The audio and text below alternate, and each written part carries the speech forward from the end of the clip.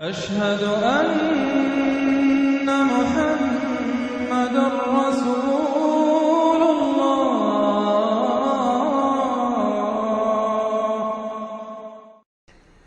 آخری دو صورتیں یہ گویا کہ قرآن مجید کے اختتام پر دو پہرے دار ہیں۔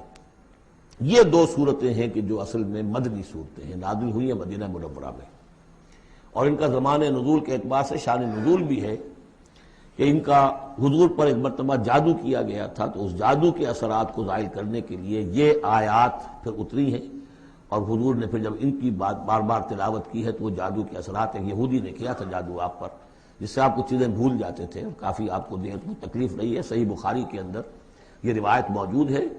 ہمارے جدید کچھ ریشنلسٹ ہیں اور جو خاص طور پر منکر حدیث ہیں، وہ سمجھتے ہیں کہ اس میں تو توہین رسول کی کہ جادو کا اثر ہو سکتا ہے۔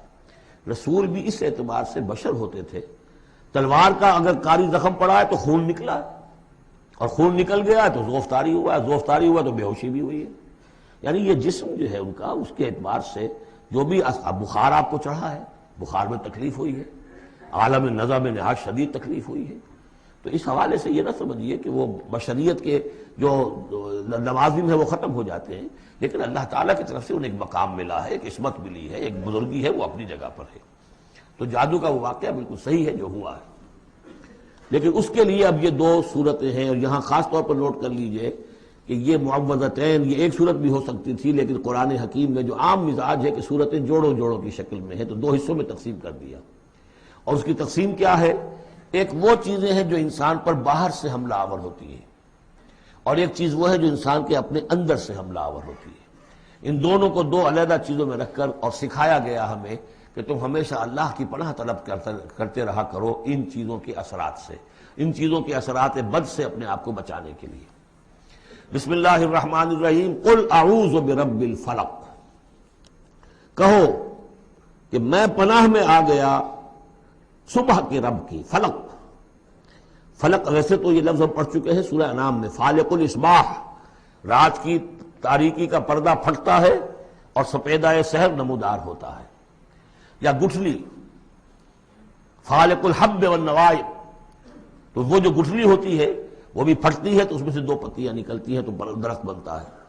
اس اعتبار سے فلق سے مراد یہاں صرف صبح نہیں ہے، بلکہ جو اگلی صورت میں آ رہا ما خلق، جو بھی کچھ اس کائنات میں اس نے پیدا کیا ہے در حقیقت وہ عدم کا پردہ چاک کر کے اس کو وجود بخشا ہے۔ عدم سے، عدم محض سے، کریشن ایکس نہیلو، بغیر کسی شے کے کسی شے کو بنانا۔ تو قل اعوذ برب الفلق من شر ما خلق، میں پناہ میں آتا ہوں اس کی تمام مخلوقات کی پناہ سے۔ اب آپ غور کیجئے، مخلوق ظاہر بات ہے خالق کی طرح کامل تو نہیں ہو سکتی، مخلوق کے اندر کوئی نہ کوئی پہلو جو ہے وہ کمی کا، تقصیر کا، نقص کا رہ جائے گا۔ تو گویا کہ ہر مخلوق میں شر کا پوٹینشل ایلیمنٹ موجود ہے۔ یہ دوسری بات ہے کہ اللہ تعالیٰ کسی کو سہارا دے دے، کسی کو اپنی طرف سے عصمت عطا کر دے، اپنی طرف سے خصوصی پروٹیکشن عطا کر دے، پوٹینشلی خلق جو ہے وہ گویا کہ مستلزم ہے اس کے ساتھ شر کے اندر کا پہلو موجود ہوگا۔ قل اعوذ برب الفلق من شر ما خلق، یعنی وہ شر جو ہے خود اپنی جگہ پر کوئی علیحدہ مستقل وجود رکھنے والی شے نہیں ہے، بلکہ وہ شر جو ہے خلق کے اندر جو کمی کا پہلو ہے۔ جیسے ہم نے انسانوں کے بارے میں پڑھا، خلق الانسان من عجل، انسان کی سرشت میں جلد بازی ہے۔ خلق الانسان ضعیفا، انسان کمزور پیدا کیا گیا ہے۔ وہ جو اس کا ہے، جو اس کا فطرت والا پہلو ہے، جو روحانی پہلو ہے، وہ تو ہے انا خلقنا الانسان فی احسن تقویم، لیکن جو یہ حیوانی پہلو ہے اس کا جو مادی وجود ہے، اس میں تو ضعف بھی ہے۔ ان الانسان خلق ہلوعا اذا مسہ الشر جزوعا واذا مسہ الخیر منوعا، یہ تمام چیزیں جو ذہن میں رکھیے۔ قل اعوذ برب الفلق من شر ما خلق، جو بھی مخلوقات ہیں ان میں سے جو بھی شر کا پہلو ہے میں اس سے اے پروردگار تیری پناہ میں آتا ہوں۔ ومن شر غاسق اذا وقب، خاص طور پر یہ رات کو ڈھانپ لینے والی جو ہے رات، اندھیرا، یہ ظاہر بات ہے اسی پھر رات کے پردے میں چوری بھی ہے، ڈاکہ بھی ہے، اسی میں پھر غول بیابانی جو ہیں، شیاطین جن ہیں، ان کا بھی جو حرکتیں ہوتی ہیں، پھر یہ ساری چیزیں جو ہے اسی کے سلسلے من شر غاسق اذا وقب، سانپ بچھو وغیرہ بھی اسی وقت نکلتے ہیں۔ ومن شر النفاثات فی العقد، اور جو عورتیں گانٹھیں باندھ کر پھونکے مارتی ہیں، یہ جو بھی ٹونے ٹوٹکے ہوتے ہیں اور اس کی وجہ سے لوگوں کو نقصان پہنچایا جاتا ہے، گویا کہ یہ بھی اس کے اندر بھی کوئی حقیقت ہے، یہ سفلی عملیات بھی ہیں، ان کے بھی اثرات ہیں۔ جیسے کہ ہم جانتے ہیں کہ جادو جو ہے حق ہے، برحق ہے، اگرچہ کفر ہے۔ شراب کی تاثیر ہے لیکن حرام ہے۔ کچھ نہ کچھ حقیقت ان لکیروں میں بھی ہے، لیکن ہمیں روک دیا گیا کہ ان کے چکر میں مت پڑو۔ یہ جو منجمی ہے، نجوم کی حرکت، اس میں بھی کچھ نہ کچھ حقیقت ہے لیکن روک دیا گیا۔